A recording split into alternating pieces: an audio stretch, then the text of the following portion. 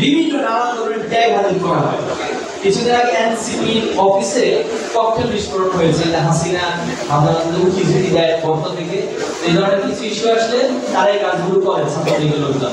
এনসিপির এখানে ককটেল হামলা হয়েছে, তাকে ধরো গ্রেপ্তার করা হয়েছে। সে বলেছে সে আওয়ামী লীগ বা ছাত্রলীগ করে, কিন্তু আমরা দেখলাম একটা রাজনৈতিক দল কথাবার্তা যারা বলছে এখানে নাকি শিবির করেছে। আপনারা গত কিছুদিন আগে দেখতেন একটা সংবাদ সম্মেলন চলছিল। সংবাদ সম্মেলন চলার মধ্যে হলো একজন বলছেন সাংবাদিক প্রশ্ন করেছিল এই কাজটা কে করেছে, তো তখন তাদের কেন্দ্রীয় সভাপতি কাছ থেকে বলতেছেন যে শিবিরের উপর দায় দিয়ে দেবো।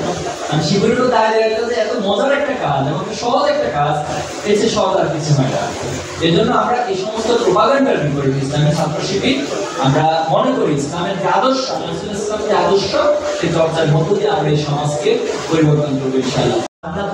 মানুষ হিসেবে আমরা যদি তৈরি করবো, আমাদের সবাইকে কাউন্টার করতে আমি আগামী যে বাংলাদেশ তৈরি হবে সেই বাংলাদেশে আজকের যে যুব সমাজ, যুব ভাই বোনেরা আছেন, আপনারা নেতৃত্ব দিবেন। আপনাদের মতো ভালো মানুষগুলো, ভালো মানসিকতার মানুষগুলো যদি এই সমাজকে পরিচালনা করে, এই সমাজের পলিসি মেকিং এ অবদান রাখে, তাহলে শুধুমাত্র আলটিমেটলি আমাদের সেই অবস্থায় সেই মুগ্ধদের স্বপ্ন বাস্তবায়িত হবে ইনশাআল্লাহ।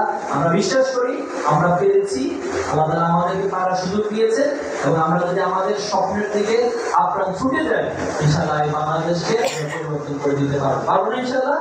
ইনশাআল্লাহ প্রত্যেকটা বিজয় আমাদের সাথে দেখা হবে, সাক্ষাৎ হবে। আসসালামু আলাইকুম।